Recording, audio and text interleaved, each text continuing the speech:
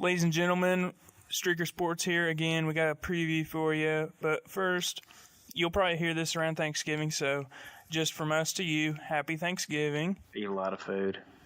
Yeah, I think this is arguably, in my opinion, could be one of the top 5, 5-day spans in the year. I mean, you're eating good the whole way. A lot of sports on, NFL, college football, college basketball tournaments. It's really hard to beat this time of the year.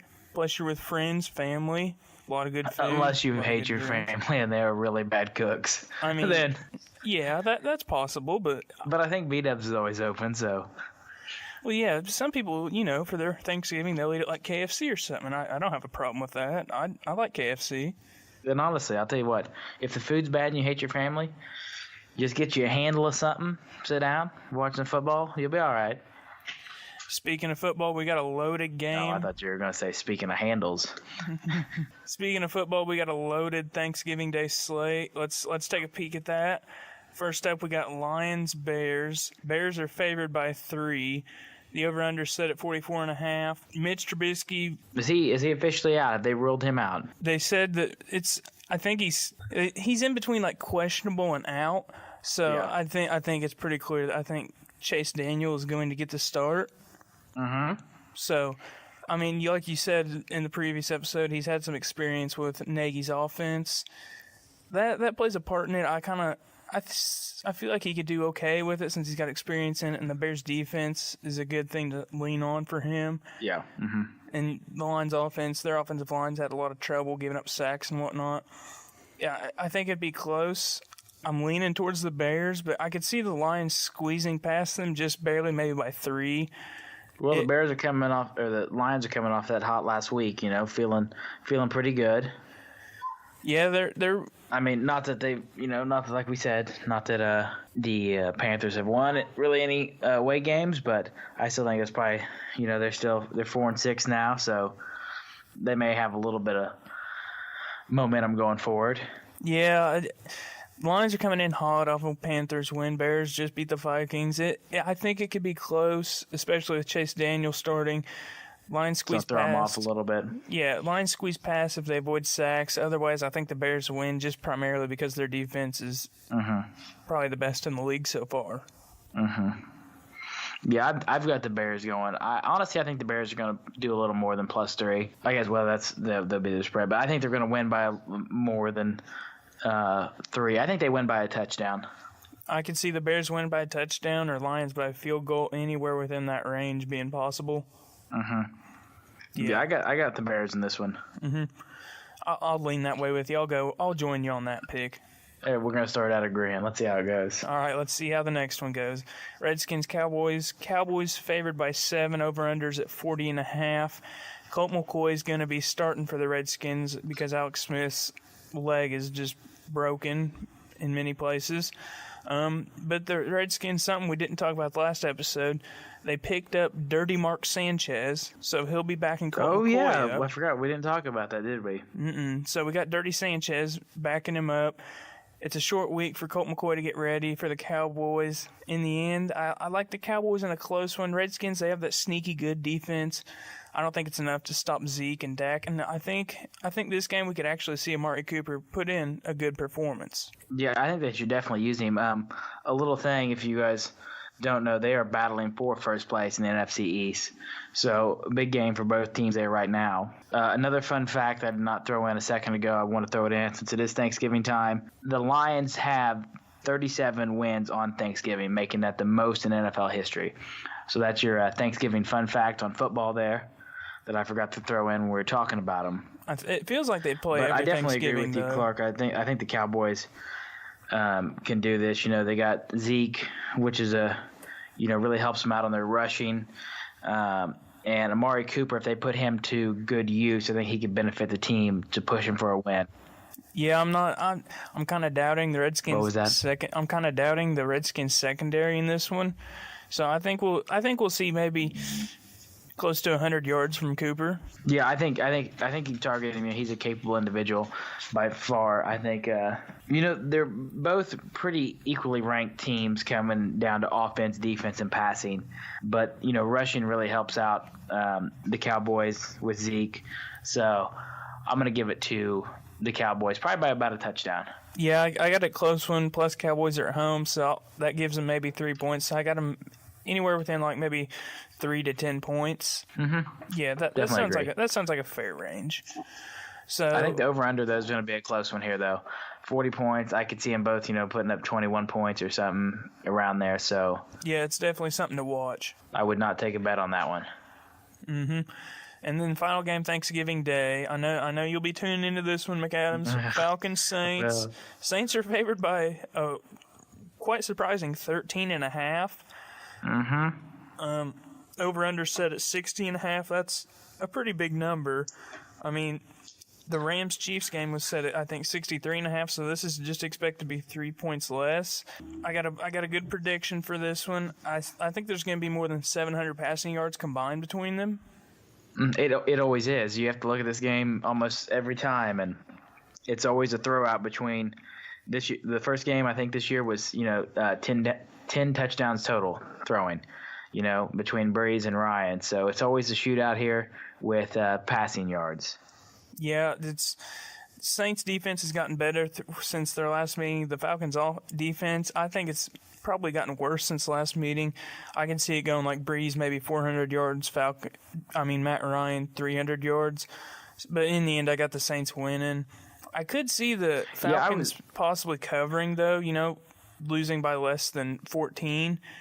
Just because of that NFC South rivalry and, the number of times they meet every year, that they're kind of like they know each other very well. Yeah, I get that, but I've read an article today about that, and they don't think the Saints are going to have, a good blowout on them or even a really big win. It's going to be close again, but and they were comparing it to the first game this year, and watching the Saints play, and, people are like, well, this is a biased opinion.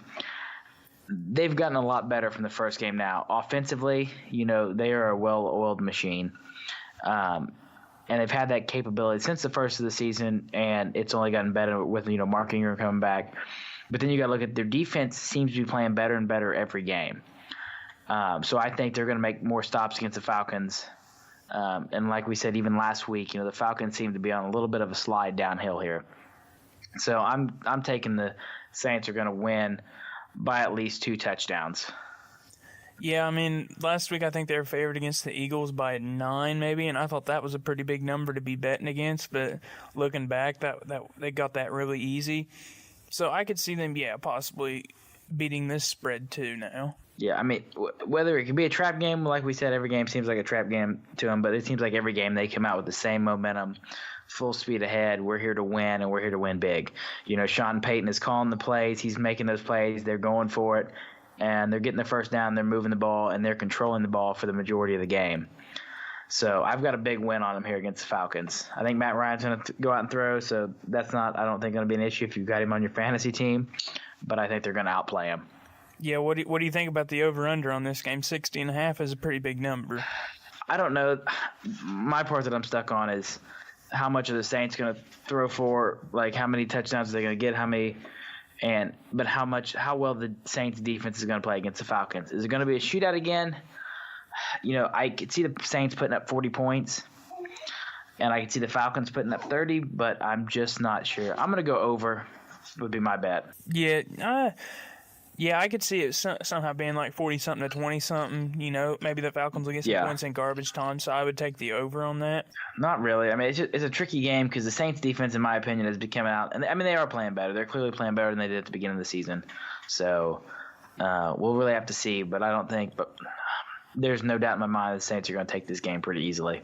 Yeah, I agree with that one. So that's really about it for me on that one. Yeah, so since we're in consensus on that one, let's look ahead to this Sunday.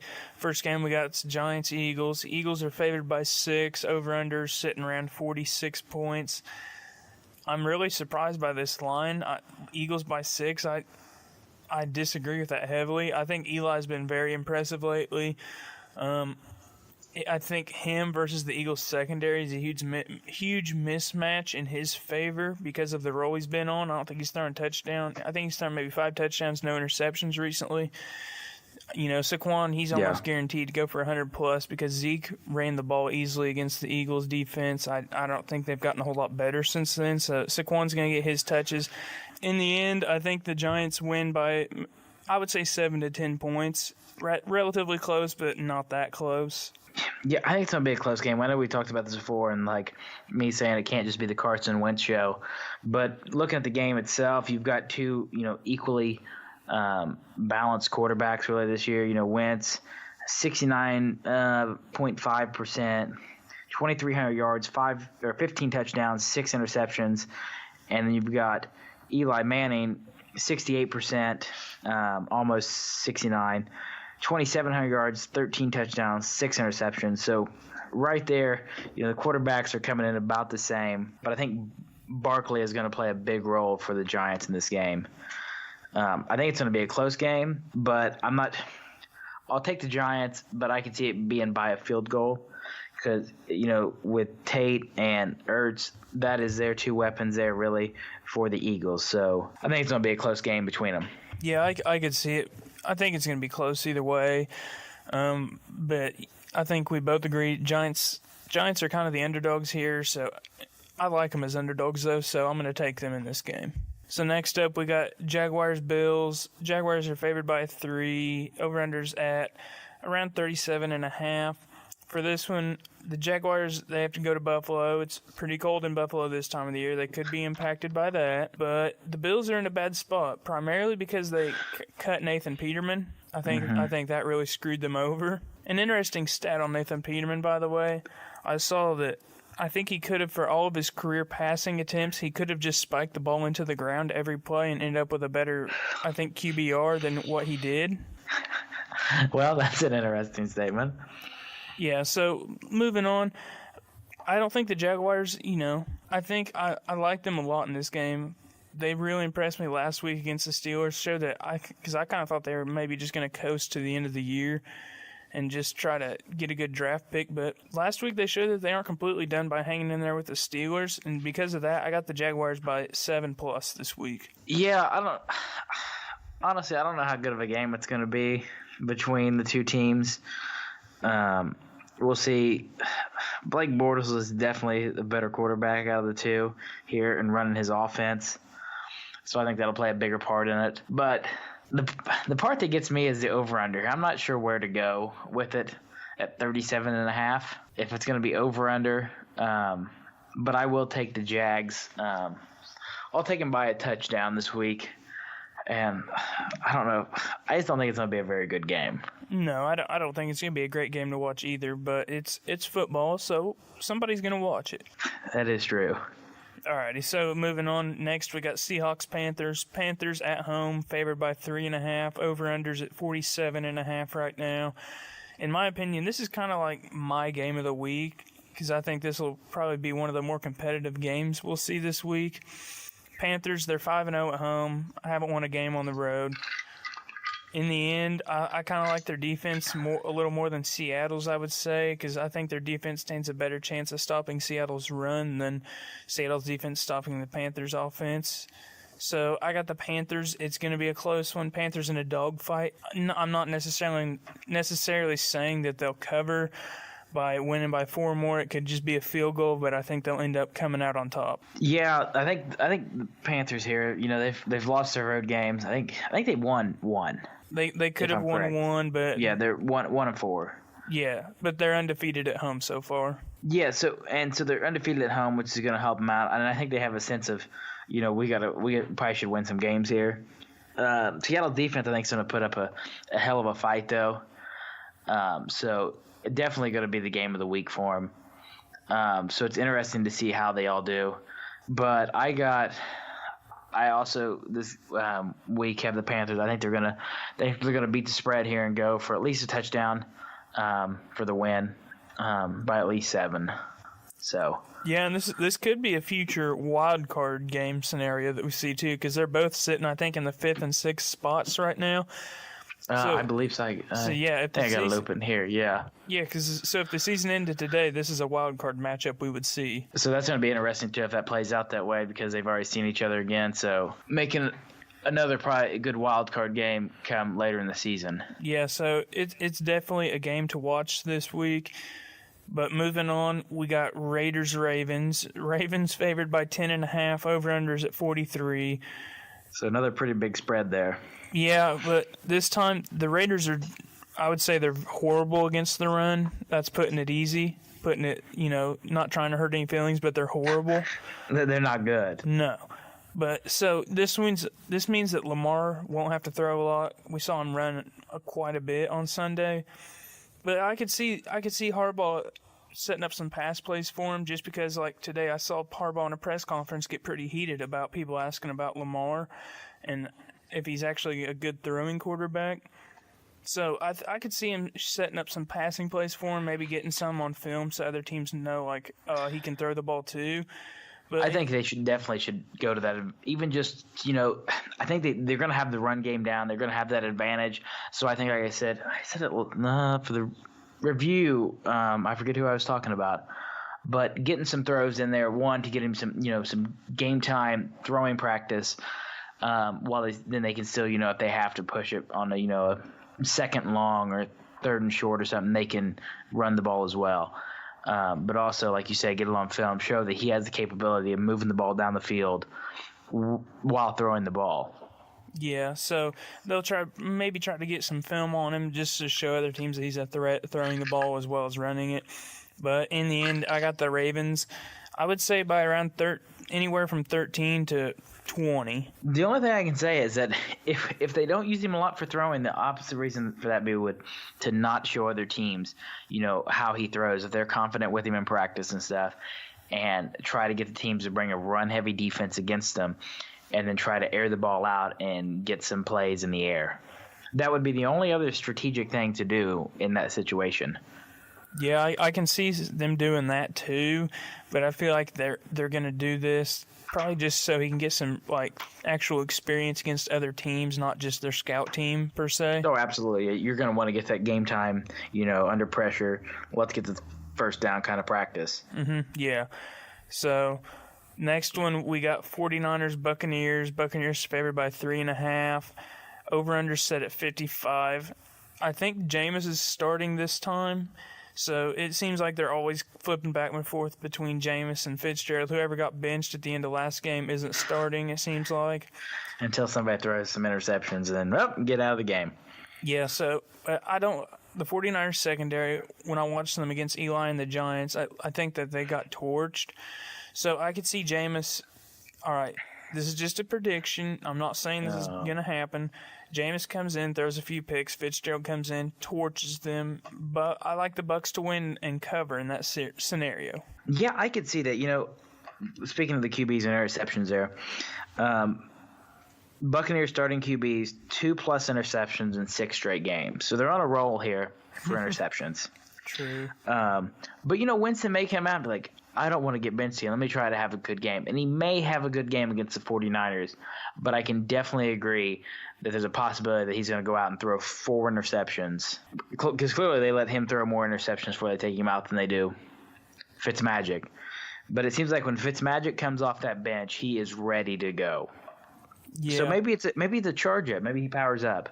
He charges up to go Super Saiyan on him. But another interesting stat that I saw today, the NFC South quarterbacks, they lead the league in multiple categories. Like Breeze leads it in completion percentage, a lot of things like that, touchdown interception ratio. A lot of things, yeah. I think Matt Ryan leads it in passing yards per game, possibly. Cam Newton leads it in a category that's good.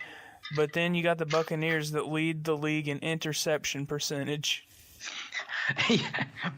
That's when you're like, we need to look at a new quarterback. That is the part when you need to, like, figure some shit out. Yeah, they're or even the fact that you have to rotate your quarterbacks at an NFL level. That's like some high school shit.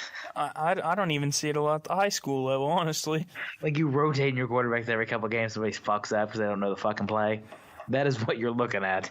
Yeah, they're in some deep shit down there, I'll be quite honest. Some old deep doo-doo. Yep, so next we got Browns-Bengals. Bengals favored by 3. Over-under at 47.5. I think the Browns' offense is good ever since, my man Hugh Jackson left. I don't think it was Hugh's fault the offense wasn't doing good. I'm putting that blame on Todd Haley. Hugh's innocent. He's a good coach. He's always had good records. Yeah. I mean, 8-8. That's a 500. What else could you ask for? Yes, but I like the Browns' offense. I think they're doing good, but their defense is where they're struggling right now. Their defense ranks 30th against the pass and 28th against the run. Yeah. And a special shout out.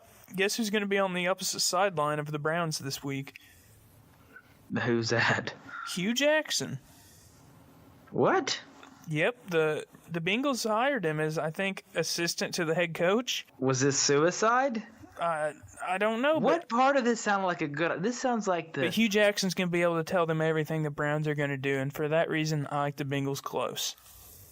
Ooh, that is a good point. It's like the whole Condoleezza Rice thing all over again. Honestly, I'm going to give the Bengals a little more credit. I think they're going to be able to go against the Cleveland's defense and put up a few more points. I got them by at least a touchdown. And just your opinion, McAdams, what do you think the over-under is on the number of times that the announcers for the Browns-Bengals game talk about Condoleezza Rice during the game?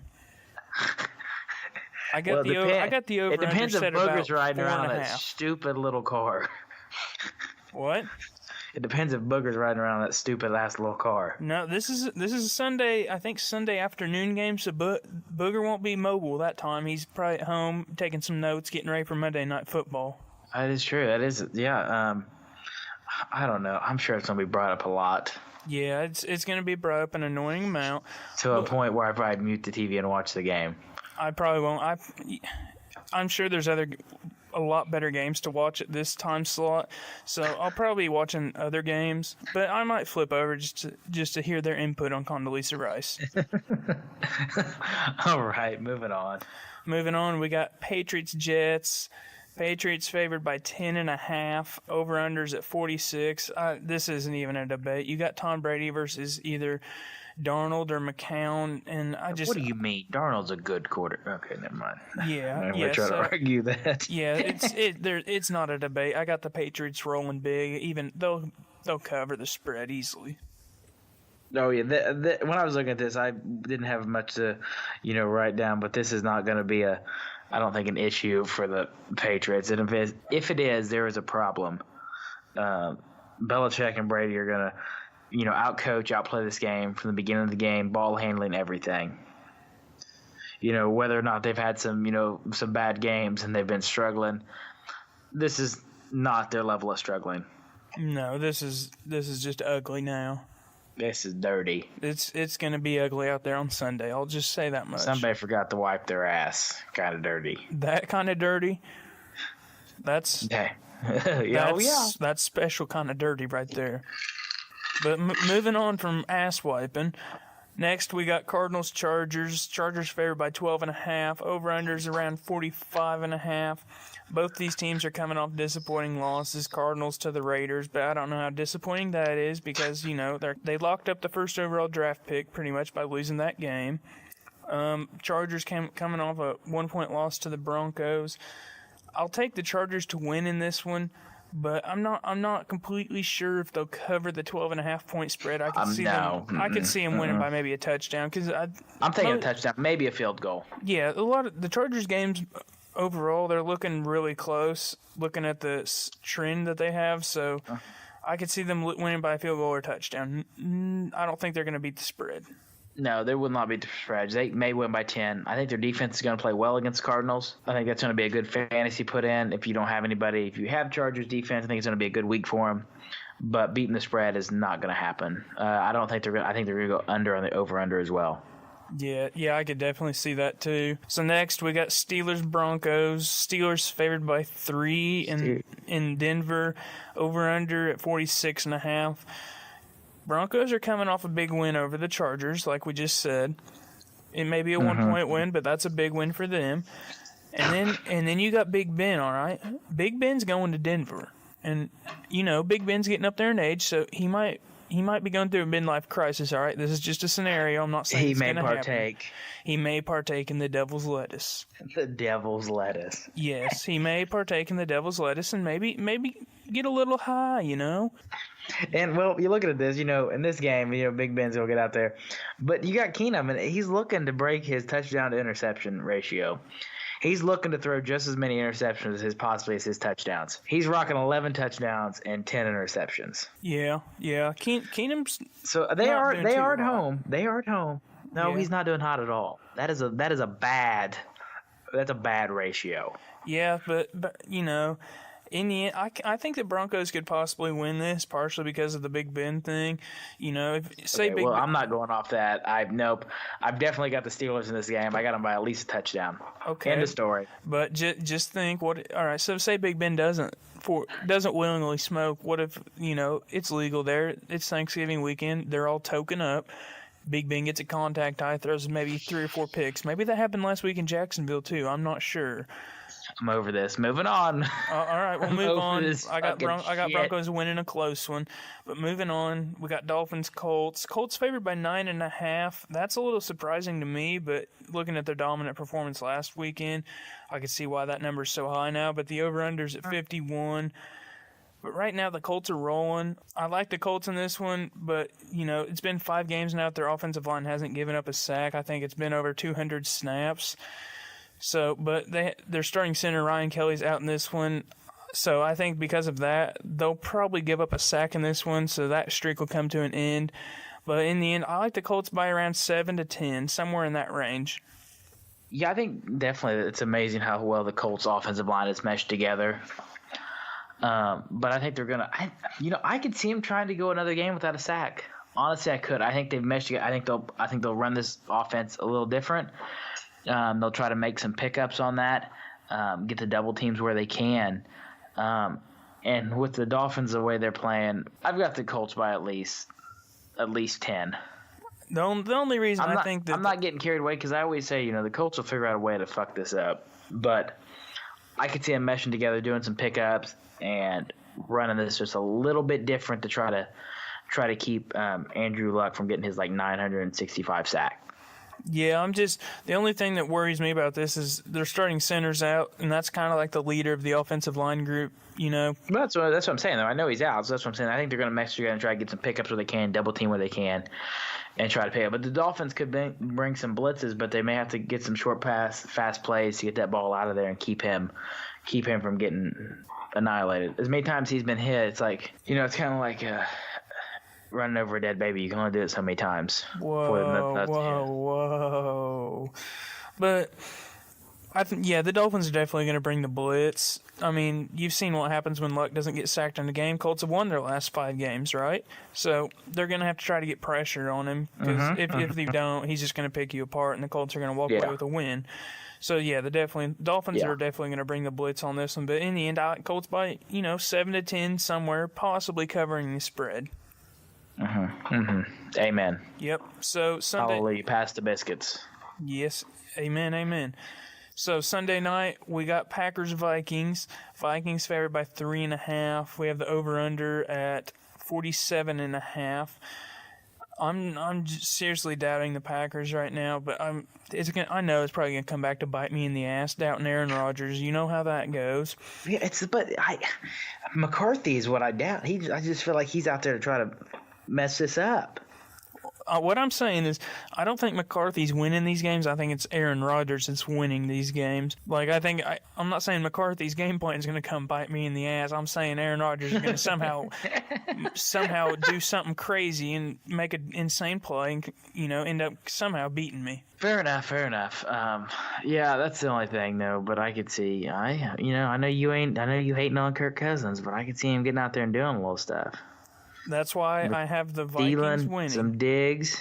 Okay, good. I have the Vikings winning, just because Kirk Cousins is going to pad his win-loss ratio because of another sub-500 team. My problem with the Green Bay winning is their lack of rushing, with the lack of their rushing ability. That's what worries me. I mean, 2 games ago, Aaron Jones had a good game, but against Seattle, it was.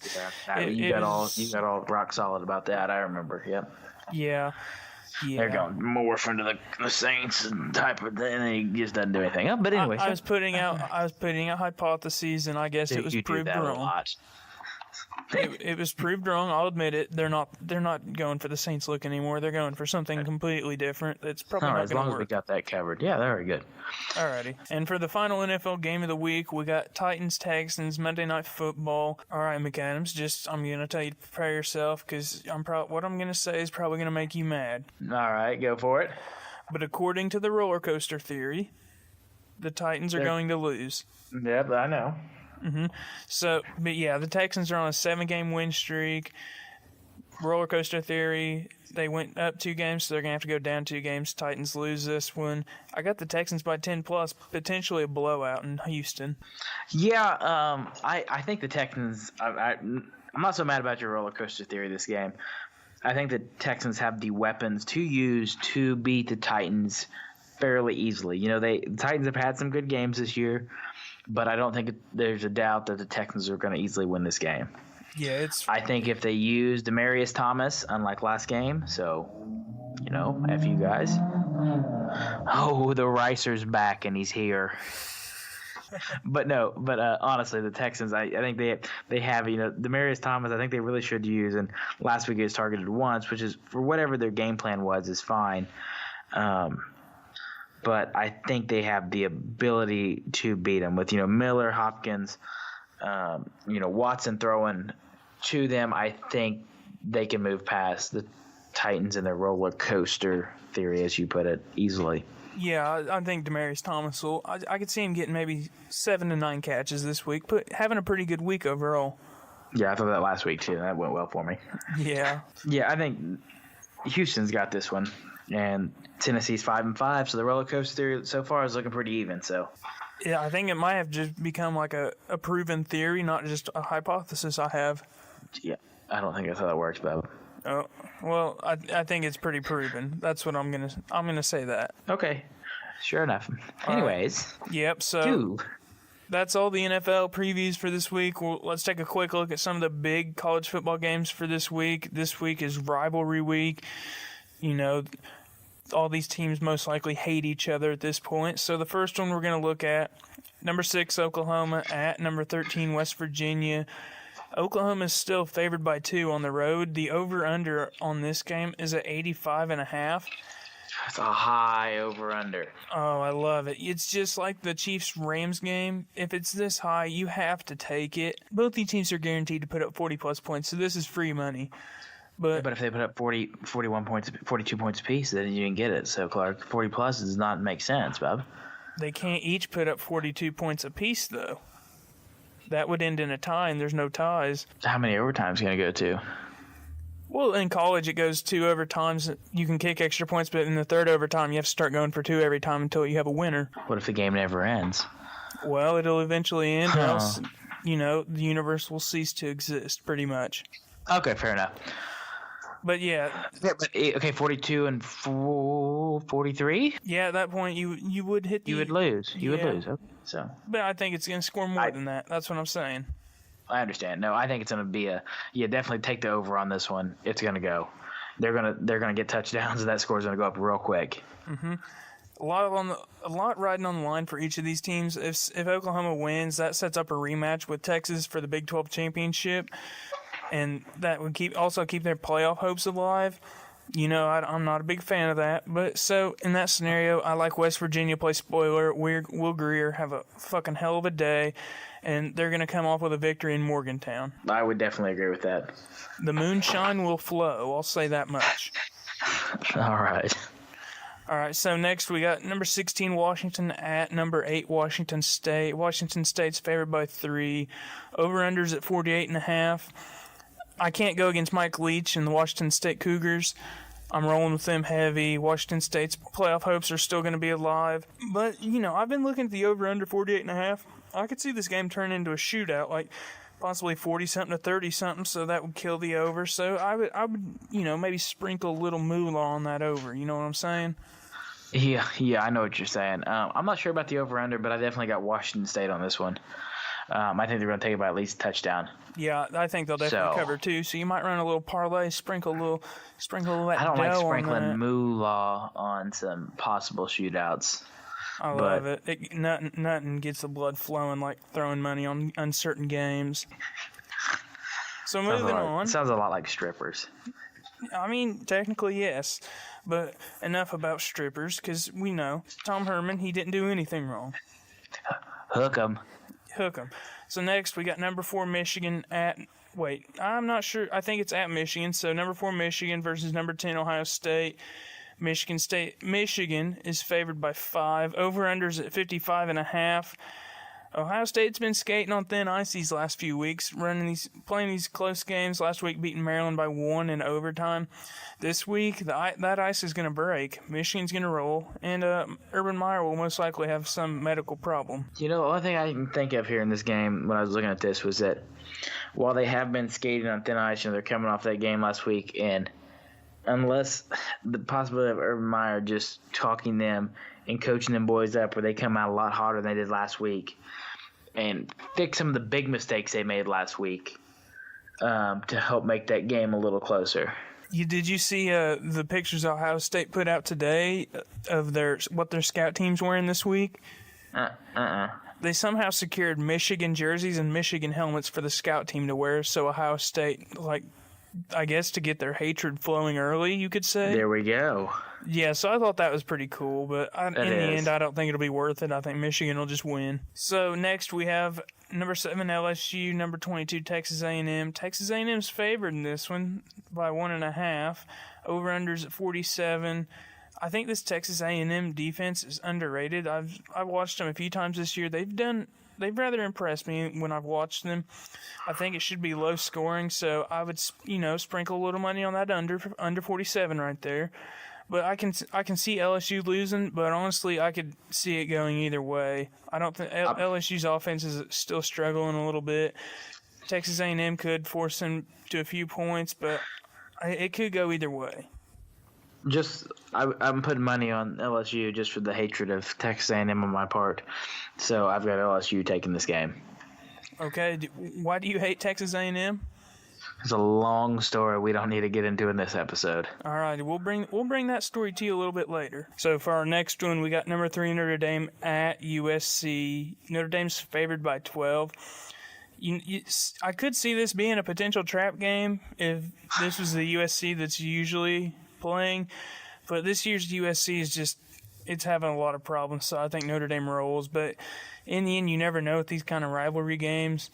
But I'm heavily leaning towards Notre Dame covering, especially since they beat the brakes off a highly ranked Syracuse team last week. So in the end, I got Notre Dame rolling. Yeah, I don't think it's going to be a problem for Notre Dame, so I think they're going to roll right over. So spread's pretty large, but I think they can cover it. So yeah, Notre Dame by at least the spread here in this one. Yes, sir. And then we're keeping it home and local for this last one. IU Purdue, Old Oaken Bucket. Purdue's favored by 4, over-unders at 65. Both these teams are 5 and 6 right now. So the winner of this game gets to go to a bowl game. Purdue's coming off an overtime loss to Wisconsin at home. IU lost a close one at Michigan last week, but in the end, Purdue's just too explosive, mainly because of Rondale Moore. I think he might be one of the best, I would say the best freshman in the country. So I got Purdue winning by around 10 points in this one.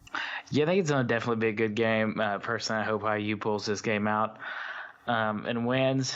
But just personal, I think it's just going to be a fun game to watch for me and just to enjoy it after watching it for all these years. I'm afraid Purdue's going to take the game, but I'm going to stay hopeful that IU pulls it out. Alrighty, so that wraps up all the college football preview. Now it's time, folks, get the checkbooks out, open them computers, call the bookies. We're bringing you our free bets of the week. Last week we had a 500 record combined, but in the weeks prior to that we were on a roll. But I'm sure McAdams agrees. This week we're looking to get on a heater. All right, we're gonna ride this heater till the end, baby, and we're gonna cash out on the heater. So, McAdams, give me your underdog bet of the week. So my underdog of the week now, we're looking at it here, kind of contradicting myself, but the best possibility I can come up with, if I'm going for an underdog this week, is going to be Broncos over the Steelers. There we go. You're finally agreeing with me a little bit. No, I don't agree, but if I'm going for one, that's the one I'm going with. That's the one I'm most confident about. Okay. My underdog of the week, people. Eli Manning. You should buy some stock in him. He's trending up. He's up. I got Giants +6 over the Eagles. Lock it in, book it. That's the underdog of the week. Now, McAdams, what is your spread pick of the week? My spread pick of the week, I'm going Bears to win. I can see the Bears pulling out a winning by 7. I think they're capable. I know they're struggling, but I still got the Bears in this one. Alrighty. Defense, I think they can stop them, so I got the Bears to win by more than 3. All right, for my spread pick of the week, Texans favored by 4.5 versus the Titans. It's going to be more than 10. It's going to be probably 10+ points. I'd lock that in on the spread pick of the week. They're definitely going to kill that spread. So, McAdams, do you have an over of the week? Yeah, Saints-Falcons. I'm going over. I'm not sure how the points are going to play out, so that's something I'm not sure at how many they're going to score, but I've got that game going over. I'm just strictly picking NFL games. If I had to pick an over on this one, I would pick any level. I'd pick Oklahoma, West Virginia over 85.5. Or maybe Washington State over 48.5. But for my NFL pick, I'm going to roll with Steelers Broncos over 46.5. I think Steelers are going to put up some points. Broncos are going to put up some points. But I think they're each going to possibly stand the chance of scoring 20+. So I'm going to roll with that for my over. Yeah, I definitely agree with the Steelers Bronco game of the NFL. Mm-hmm. So do you have an under of the week? Yeah, so my under for the week is going to be Bucks 49ers under 55. You know, it makes you wonder why they set that so high at like 55. Maybe because both their defenses are bad? I'm not sure. Well, I get it. I don't know, but and Winston may throw a lot of pick sixes, so that could be a terrible pick right there. But that's what I'm going with. I mean, at least you're confident in it. That's all that matters, right? Put the moolah on it. Yep. My under of the week, I got Bears-Lions under 44.5. Both these teams, Bears got that good defense. Offense is a little shaky. Lions, they have an okay offense. Defense is shaky. I don't think Lions score more. One of the teams is not going to score over 20 points, and the other team's going to score right around 20. So I got under 44.5 on that one. And it's time for the lock of the week. McAdams, what's your guaranteed lock of the week? My lock of the week here, I'm going with Patriots over Jets by more than 10.5. That's a pretty safe bet, I would say. I mean, Jets are very bad. Patriots, I would say pretty good. So the lock's where you're gonna make your money back. That's what my lock is. So that's your cover right there. I think I've been right every time on my lock. So take that one. Go for it. Yep. So folks, listen up. Folks, lock it in. Ravens are gonna cover against the Raiders. Win by more than 10.5. They could win by 14 to 20 to more. All right, these Raiders, they're not the Raiders you used to know. These Raiders are awful. Don't bet on them. Bet against them every time. So take the Ravens to cover. Alrighty, so those are our bets of the week. Lock them in. Take them to the bookie. We're giving you free money. All right, you might as well take it. We make that money for you. You put the money in, we'll make it. Just listen to us. All right, trust us. Trust us. Trust us. And with that, the only thing that'll make you madder than losing money to some bets of the week is losing your fantasy of the week. Yes. So now that, Clark. Yep. Now we're gonna get into some fantasy. McAdams, who are you starting this week? One player that you guarantee is gonna go off. Start him. I've actually got 2 this week. I got Kamara and Matt Ryan. I still think Matt Ryan's going to get some points this week throwing. He always does in this game. And I think Kamara's going to go off against the Falcons' rush defense. I can definitely see that. It's going to be a high-scoring affair. I could see them both putting up, I would say, over 20 points easily. Yeah, absolutely. So those are my two stardoms. And for you, Clark, they are? I'm very similar to you. I'm starting Drew Brees. that is a good option to have in this week. This Saints Falcons game is just a fantasy hayfest. We're gonna love it. It's a fantasy kind of. Yeah, that was weird, but yeah. Mm-hmm. Yeah. Anyways, okay, that's enough. Ooh, wow. So McAdams, who are you sitting this week? Sitting this week, I am sitting big goofy ass Gronk and his hurt ass all year, fucking me over. Ass that he's going to sit on the bench. He's still questionable. I don't know, but I'm fucking over it. All right, sounds like you and him have some beef that needs to be settled. We may do that on next week's review if he doesn't, perform for you, but... I pick Gronk up. Oh, Gronk will do fine. He'll always get some points. Him and his broken back, shoulder, neck, whole body issue problem. So for my sit-em, I got Matthew Stafford. This Bears defense is something else, people. It's a monster. It eats and feeds on opposing QBs, and Matthew Stafford is next in line. Sit him on the bench. He may not get over 5 points this week. I'll be quite honest with you. I'm trying to help you. Okay, so Get him out. Sit him. And then our final one, our sleeper of the week, McAdams. Who's not popping up on people's radars that possibly going to go off this week? Honestly, I didn't pull a whole lot of sleepers this week. I didn't see anything that really jumped it, so I'm leaving it blank this week. I'm not gonna upset anybody this week. I mean, that's not a bad idea. Instead of upsetting someone and making a wrong pick, you're just not gonna make a pick. Amen. But I got one sleeper. He's on my team. Alex Collins, running back, Baltimore. Raiders run defense, like I said earlier, awful. So I think he could have a huge day. I mean, he hasn't scored over 10 points in a few weeks, but now that Ravens are morphing more towards a run-heavy offense with Lamar, Oakland's run defense is very poor. I could see the Ravens running the ball, I would say 70% of their offensive plays at least. So I think he'll get some good numbers, maybe get a touchdown or two. I think it's a fair pick. You got off to a little more than me on that one, but I wanted to play it safe. So, but I won't disagree with you. That's fair. So that's about it for today's episode. You got any last things to say, McAdams? No, that's it. Take the bets, make some moolah, and that's about it, Bob. Alrighty, folks. Well, you heard it here. Lock those bets in. Start those fantasy lineups. Sit Matthew Stafford. Sit Gronk, like we said. We're just trying to help you. We're here to help. Take our advice. It's free. And, thanks for listening. And we'll see you next time.